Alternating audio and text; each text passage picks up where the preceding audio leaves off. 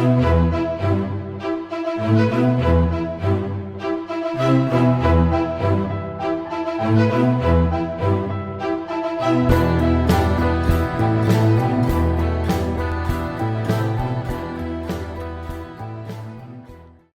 skies darkened. The air grew heavy with the scent of blood yet to be spilled.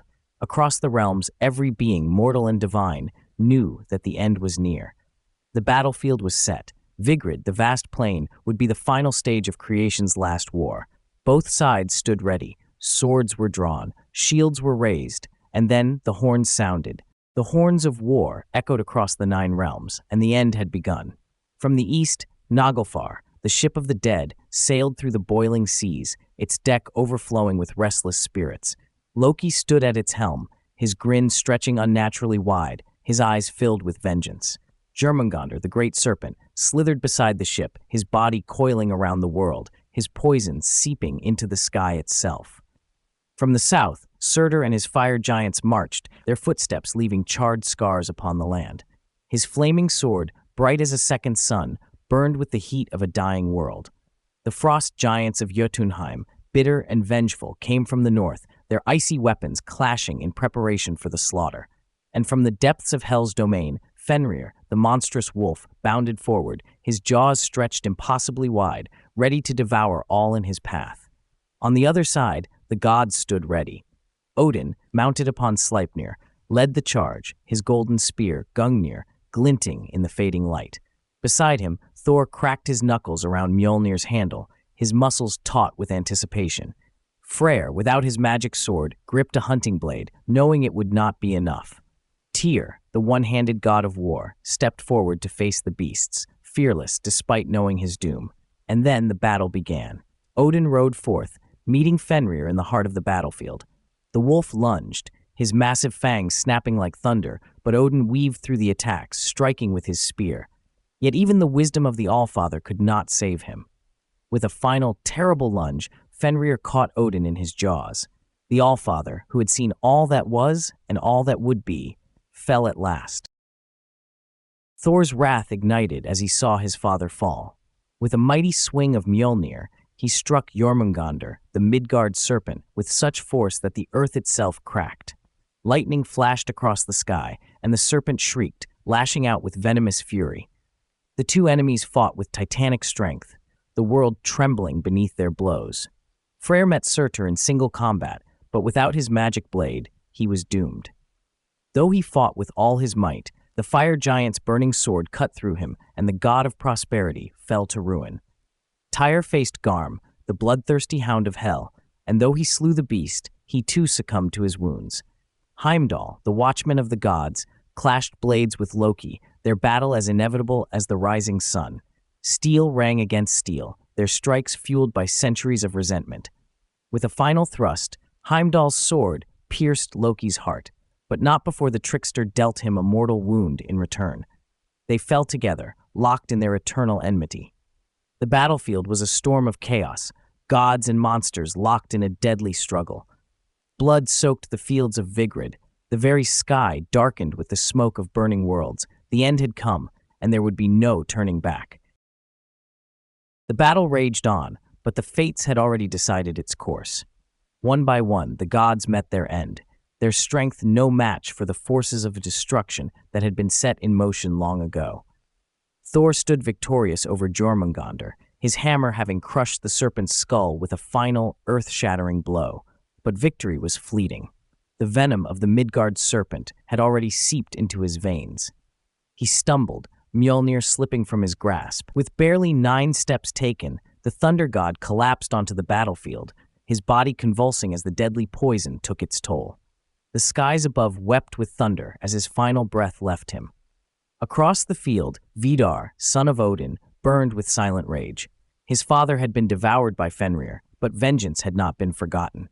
With a single, swift motion, he drove his boot into the monstrous lower jaw, forcing its maw open. With the strength of gods and the fury of loss, he plunged his sword deep into Fenrir's throat, splitting it apart.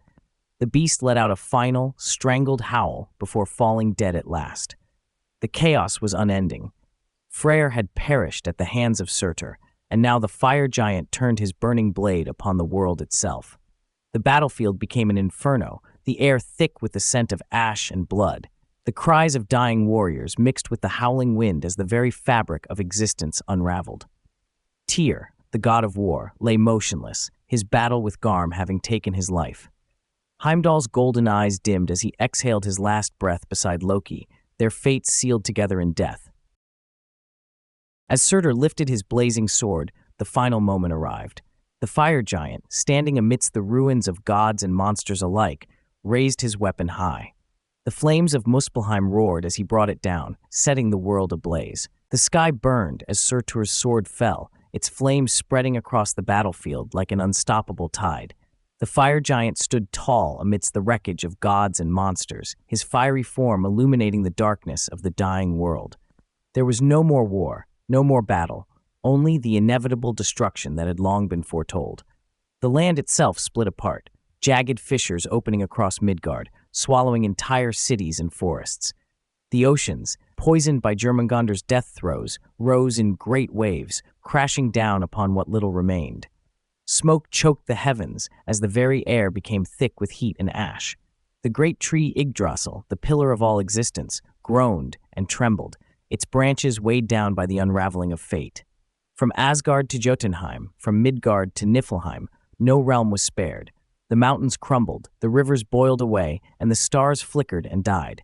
The sun and moon, long pursued by the ravenous wolves Skull and Hati, were finally caught, their light extinguished forever. The celestial wheel that had turned since the dawn of time ground to a halt, and darkness claimed all. The last remnants of life cried out in vain. The Einherjar, Odin's mighty warriors, had fought bravely, but they too had fallen. The great beasts that had haunted the gods were no more. The trickster, the warrior, the father, the son, all had met their end in the clash of Ragnarök. And then, silence. The world, once filled with gods, monsters, and men, lay in ruin. The fire raged on until there was nothing left to consume. The waves crashed until there was no more land to swallow. The sky collapsed until there was no more light to fade. It was the end. The great cycle had reached its final chapter. From the ashes of destruction, a stillness settled over the void. The flames of Surtr had consumed all, the old world reduced to nothing but smoke and embers. For a time, there was only silence, a quiet so deep it seemed as though nothing would ever stir again. But then, from beneath the ruins of what once was, life began anew. Yggdrasil, though scarred and shaken, still stood. Deep within its roots, hidden from the chaos of Ragnarök, Leif and Leifthrassir, the last two humans, stirred. They had survived, shielded in the sacred grove of Holt, untouched by the fires and floods. Hungry, weary, but alive. And with them, the future of humankind remained.